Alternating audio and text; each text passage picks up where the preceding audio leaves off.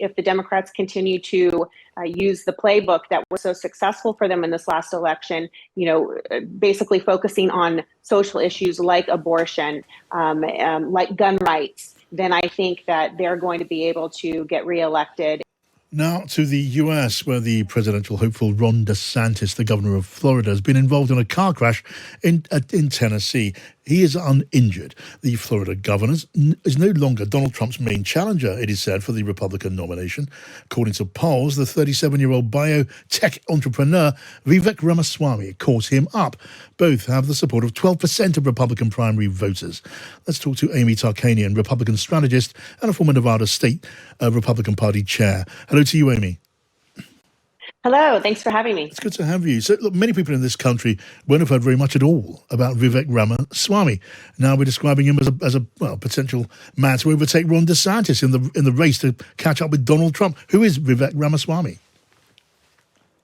Well, that's a good question, and I think that's going to be found out when we have the first debate take place. I think Vivek, if you've heard him speak, he's very eloquent, he's a very intelligent individual, and he's very young. So, he also has his parents who immigrated from India, and, he checks a lot of boxes that Republicans aren't normally used to having. And so I think he's going to be possibly a very exciting, new, fresh voice, a new possibility, I think, for a lot of people who are not wanting Donald Trump to be reelected or to be our nominee for that matter. And, it's interesting because Governor Ron DeSantis was expected to be the answer. And he's been struggling for some reason. In every single poll, he's down anywhere from 30 to 33% that I've seen. Yeah. And even with the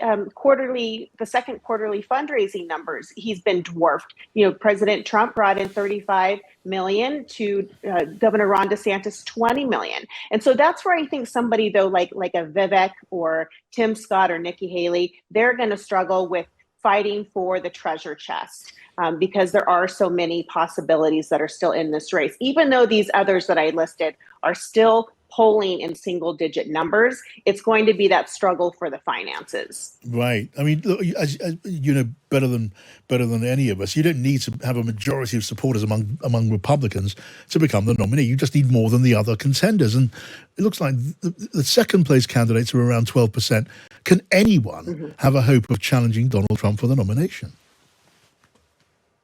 Well, there's plenty of time, and Donald Trump actually is going back and forth with it, saying that he's going to participate in the debate or he's not going to participate in the debate because he is so far ahead. And quite honestly, if I were one of his advisors, which I'm not, I would actually advise him not to participate because he is so far ahead. He could only damage himself, I think. He's, we all know he's his own worst enemy at times without having a filter. But he does have an ego, and I think he thrives in that type of atmosphere. So it may entice him to actually participate just because of that purpose. And so then you're going to have somebody like a Governor Chris Christie who's waiting in the wings to take some swings at him verbally. Vivek, like I said, he's a very well-spoken individual. I think he would also take a few swings. He seems to be a fearless individual. And so I think it would be very interesting if Donald Trump were to participate. Yeah, I mean, look, he's already facing criminal charges over having secret documents at his Florida mansion. There are more charges on the way over the January 6th violence on Capitol Hill and the accusation that he tried to distort the election in the state of Georgia. If any of this leads, Amy, to convictions on criminal charges, is that the sort of thing which could, threaten his prospects? It seems that the more that he's accused of, the stronger his base gets. Correct. In fact, I read an article this morning that had a few senators commenting, saying that Jack Smith, the special counsel, was probably the best thing that could have happened to Donald Trump, because every time there's a new indictment, every time there's a new attack on social media, Donald Trump is able to capitalize off of it for fundraising capabilities, and his numbers, they keep increasing because I think people are tired of these attacks on Donald Trump, whether if some of them are well-deserved or not.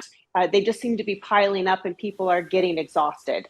If if it comes to Trump versus Biden for the White House. I know a lot's going to happen between then and now, but where's your guess? I mean, I do see evidence that Donald Trump has lots of support among women and among independents, who are always crucial in a U.S. presidential election.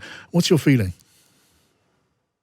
I think we're going to see a redo, and you're going to have President Biden reelected. And I think also, too, if the Democrats continue to use the playbook that was so successful for them in this last election, basically focusing on social issues like abortion, like gun rights, then I think that they're going to be able to get reelected. And there's just such a hatred.